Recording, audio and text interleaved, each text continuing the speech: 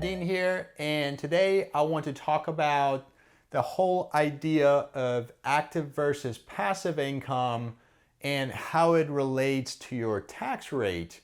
A lot of stuff that happens in the news, a lot of chatter, especially around election time, is how do all of these wealthy people pay so little in tax and the average Joe has to pay so much? And is it fair? Is it not fair? And what are the wealthy doing that the average Joe is not in order to pay less tax? So today I'm going to talk about that. I'm going to explain what the wealthy do that helps them pay less tax. And then I'm also going to tell you about how you can replicate what they do to some extent and also get yourself in the lower tax bracket while also still making money. And then we're also going to talk about the best tax rate, which is 0, and how you can end up in that tax bracket. So just a quick overview of this graph right here. What I have is here at the bottom, as we're looking over here on the left side, we have active income. So if you're in the active side, look where your tax rate is. It's all the way up here. And in a second, I'll tell you what active income is and then how it compares to passive income, which is over here. And as you can see, it's in a lower tax rate. And in fact, it's depending on where you are over here and what your passive income comes from, you could potentially get yourself down to the 0 tax bracket, which is a place I think all of us want to be in. And so when you look at this and you see passive income, and when you hear in the news Warren Buffett pays less tax than his secretary, part of it has to do with the fact that all of his income is over here in the passive side, whereas his secretary is highly active and she's over here, and therefore she's paying a lot more. And so just a quick notion over here in terms of tax rates and what that might look like. As I just mentioned, you could be in the 0 tax bracket, and then you can climb up and you can sort of cap out, give or take, depends on who you ask. You could be as high as 50 to 60%, depending again on how all of your income is structured and what you have going on in your life. So think about that. If you are actively working and actively doing things and you're structured incorrectly, you could be paying 50 to 60% in tax. And over time, I'm going to explain how you can go from this 50 to 60 and come down and be in a more normal rate bracket. Just for comparison purposes, most corporations are somewhere around 20%. And this right here is the typical self-employed person. And now that's not just anybody. This includes a lot of doctors, lawyers, and we might not feel bad for them. But think about somebody who earns $300,000 as a doctor, the guy operating on your heart, and he or she has to pay 50 to 60% if they're not set up correctly. Whereas most corporations, Apple, Amazon, I don't know, a bunch of the big ones, they're closer to 20%, and even they are working on restructuring to keep coming down this way and pay even less. And then the typical employee is somewhere around 30 to 40%, depends again on how much you earn and what else you got going on, all the way to down here to investors who are somewhere between 0 and 15%. So now that we understand that active income means high tax, passive income means low tax, let's talk about exactly what types of income goes into which category. And I'm just going to do a quick chart here. Active, passive. So over here, the most typical one is our W-2 employee who's works for another company, has a job, he gets a paycheck you make $1,000, the government takes their cut. You also got to pay Social Security and Medicare, and you also got to pay your state taxes. And so when you add all of those up, you end up in that 30 to 40% range.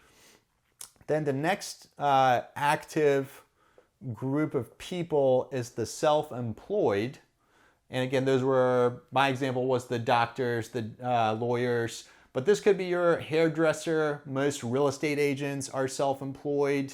There's a ton of categories that a lot of small businesses are structured as self-employed, and they end up paying the largest amount of taxes.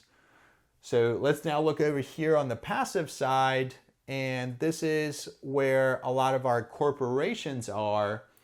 And again, why is that passive? I mean, the corporation also has to sell stuff, do stuff. The reason the corporation is passive and pays less is because they do this. They employ people. So governments around the world want corporations in order to employ people in order for stability. Every time we see an election, what is the biggest topic we talk about? We talk about employment. Can everybody have a job that wants a job? Are they decent paying jobs? And if we have all of that, then everybody's happy. Everybody gets a paycheck, pays their bills, does what they need to do. And as a result of this, corporations get preferential treatment. So the goal is, for most people, is to go from W-2 to self-employed, but it really should be to go from self-employed to be a corporation and pay a lower tax bracket. And so the next group of passive people over here is investors. And these are the people that go out and buy real estate. They buy other businesses, and they also go out and buy stocks and bonds. And these people here, again, are incentivized by the government to provide capital, take their money and give it to other companies in order for those other companies to employ people. That's how capitalism works. And in order for somebody to take the risk and take their money and give it to somebody in order to hopefully turn around and employ people and make money, these people want preferential treatment. And so the government does that by giving them a lower tax bracket. So this is the Warren Buffett example. You'll see Jeff Bezos and Amazon, Google, Facebook, because they're all also investing in other companies. One, they're corporations, but two, they're also investors in other companies, and they create jobs.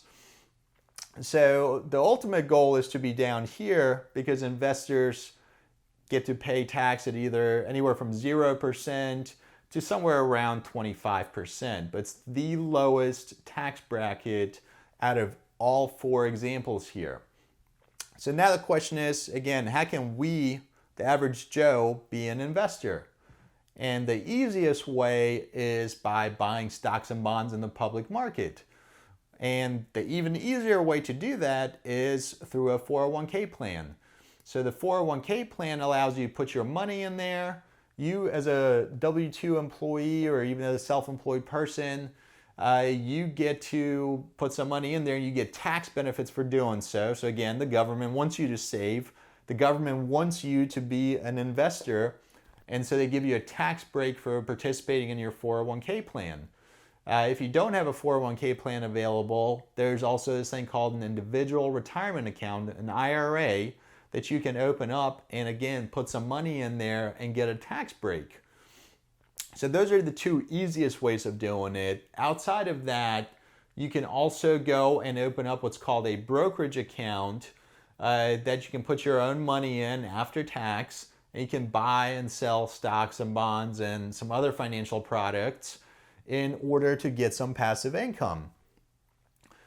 After that, it gets a little bit more complicated. You can also have investor status or passive income by going out and buying rental property. You can go out and lend money to people to start their business, or you can also go and invest in other small businesses and become an investor in those businesses, sort of like we see on Shark Tank.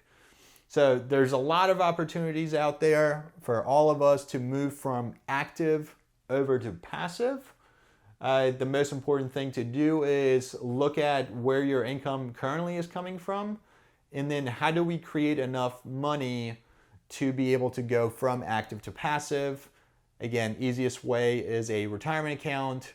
Second easiest is direct investments in the stock market. And the third way is through private investments in real estate or other private companies. Hope you enjoyed this.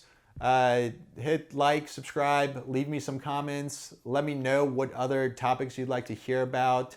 Let me know what questions you have about this, and we'll do a few more videos like this.